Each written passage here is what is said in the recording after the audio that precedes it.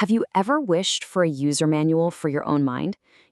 Some kind of ancient guide that could give you a complete map for navigating your consciousness? Well, today we're diving into exactly that, Patanjali's Yoga Sutras. And we're going to use the incredible insights of a modern master, B.K.S. Iyengar, to light our way. Trust me, this isn't just about yoga poses. It's about getting to the very heart of our thoughts and emotions. So let me ask you this. Does your mind ever feel like a stormy ocean, just a constant barrage of thoughts, worries, plans, all crashing against the shore, making it feel impossible to find even a second of peace? If you're nodding along, you're not alone. That's a core human experience. And it's exactly this inner chaos that a 2,000-year-old text tackles with, frankly, astonishing clarity. And to really get why this matters, listen to how Godfrey Devereux puts it in his foreword to Iyengar's book. He says that trying to practice yoga without the sutras is like being adrift in a difficult and potentially dangerous ocean. So yeah, the Yoga Sutras aren't just some helpful text. They are our essential map and compass. So what even is yoga according to Patanjali, the guy who drew this map of the mind?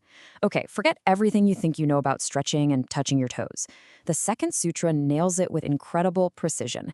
Yoga is the restraint of the fluctuations of consciousness.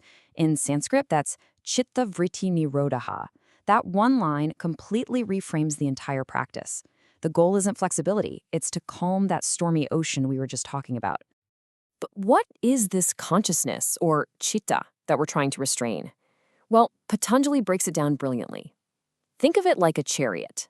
First, you've got manas, the mind. These are like the wild horses pulling the chariot. Our senses, our desires, our emotions, just running wild.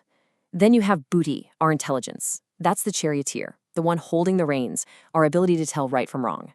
And finally, there's ahankara, the ego. That's the passenger in the back who thinks they're in charge, our sense of I that claims the whole ride as its own. Those three together make up the inner world we're trying to navigate. All right, so to navigate this inner ocean, we're going to need some really good guides. And lucky for us, we have two amazing figures, the ancient sage who first drew the map, and the modern master who made it crystal clear for all of us. Let's meet him. First up, the incredible Patanjali. We're talking somewhere around 200 to 500 years BC. And this guy wasn't just some philosopher. He's considered a Swayambhu, basically an evolved soul who chose to be born just to help humanity out. His genius was just vast. He mastered 3 huge areas of life: grammar, to clean up our speech; Ayurveda, the science of health, to purify our body; and of course, the Yoga Sutras, to refine our consciousness itself. Patanjali managed to distill all this wisdom into 196 super short aphorisms, or sutras, and B.K.S. Iyengar uses this just beautiful metaphor to describe them. Like pearls on a thread, the Yoga Sutras form a precious necklace. Each little sutra is a gem of wisdom, building on the last, until you have this complete, elegant system for understanding your own mind. And that brings us to our second guide, the one and only B.K.S. Iyengar. He was one of the most important yoga teachers of the 20th century. And what makes his commentary so special is that it comes from over 50 years of hardcore, dedicated practice. So he's not just translating the words, he's translating the experience. He's the one who makes Patanjali's ancient, sometimes confusing map totally relevant and useful for you and me today. So with our guides in place, where do we even begin this journey?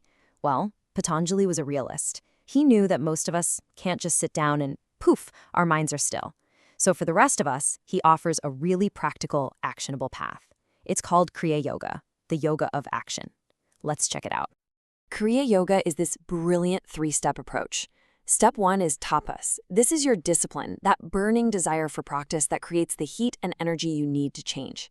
Step 2 is svadhyaya, or self-study. Yeah, this means studying sacred texts, but way more importantly, it means studying your own mind. And then step 3 is Ishvara Pranadhana. This is all about surrender, the act of letting go of your ego and dedicating all your work to something bigger than yourself. And what's so cool is how these 3 parts work together. Iyengar explains that they perfectly line up with the 3 core parts of who we are. Tapas, the discipline, purifies our body. Svadhyaya, the self-study, purifies our mind. And Ishvara Pranidhana, surrender, purifies our speech and our intentions. See? It's a totally holistic system for aligning your entire being, what you think, what you say, and what you do. Now, holding this whole journey up are 2 absolutely crucial ideas. Iyengar calls them the twin pillars of yoga. They are abhyasa, which is practice, and vairagya, which is renunciation or detachment. He says you need both to soar, just like a bird needs two wings. Think about it. Practice alone can create this wild, out-of-control energy. But renunciation, it cuts away all that extra stuff and channels that energy inward, right to the core of your being. They have to work together in perfect balance. Okay, now as you get deeper into the practice, the map reveals a really fascinating and potentially dangerous part of the trip. Patanjali puts a huge warning label here about a powerful temptation that can pop up when you get into deep concentration: the lure of supernatural powers. And we are not talking about small-time stuff here. The text lists some truly wild powers called siddhis. Things like knowing the past and future, understanding what animals are saying, becoming invisible, reading other people's minds, controlling the elements, even levitating. I know, it sounds like something straight out of a superhero movie, but according to Patanjali, these are real possibilities on the yogic path. But, and this is a huge but, right after describing these incredible powers, Patanjali hits us with his great warning. He says these accomplishments are hindrances to samadhi, the goal of yoga. They are the ultimate trap for the ego. The practitioner is warned to just ignore these temptations, to renounce them completely. Because getting attached to them is like falling from grace. It's like getting caught in a tornado right after you've finally escaped that stormy ocean. So if all those cool powers aren't the goal, then what is? Well, the true destination of this whole journey, the final X on Patanjali's map, is a state of absolute freedom. It's called kaivalya. Now, this is a subtle but super important distinction. A lot of people think the goal is samadhi, that deep state of oneness where you and what you're observing just merge. It's kind of like dissolving into the ocean, a temporary absorption. But kaivalya is different. It's a positive, active state of absolute freedom. It's not about dissolving. It's about becoming a perfect, unshakable ship that can navigate any ocean, totally free and undisturbed. It's an eternal state of being.